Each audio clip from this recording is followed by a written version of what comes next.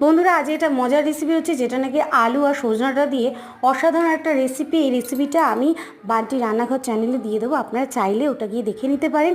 এই রেসিপিটা ঘরে কিন্তু যেদিন মাছ বা মাংস খেতে ইচ্ছে করবে না, সেই দিন অবশ্যই এই রেসিপিটা ঘরে করবেন। ছোট থেকে বড় প্রত্যেকেই আনন্দের সঙ্গে খেয়ে নেবে। যেহেতু আমরা রেগুলার রান্নাবান্না করি, কি দেবো কি না দেবো বাজার না আসলে বা বাজার কেউ করার লোক না থাকলে পড়ি মহা সমস্যায়। কিন্তু ঘরে যদি এই সামান্য দুটো জিনিস তো সবসময় থাকে, সেটা দিয়ে কিন্তু খুব ইজিভাবে আমরা খুব সুন্দর করে একটা রেসিপি তৈরি করে রান্না করে দিতে পারি। আর খুব অসাধারণ একটা রেসিপি, হেলদি যেমন, আর একটা ঝোল চাইলেও কিন্তু আপনারা করে দিতে পারেন, খেতে বেশ মজা লাগে। আর এই রেসিপি চাইলে আবার সকালে খাওয়ার পর রাত্রিরে কিন্তু রুটি দিয়েও খেতে পারেন। আর আমি খুব আনন্দের সঙ্গে রান্না করছিলাম আর গল্প করছিলাম। এই দেখুন, এক কড়াই ঝোল করে নিয়েছি, কিন্তু এত ঝোল থাকবে না যেহেতু বড়া টেনে নেবে। এই বড়া রেসিপিটা প্রত্যেকের জন্য রইল, অবশ্যই বড়াটা ট্রাই করবেন, লাইক করে দেবেন আমার চ্যানেলটিতে।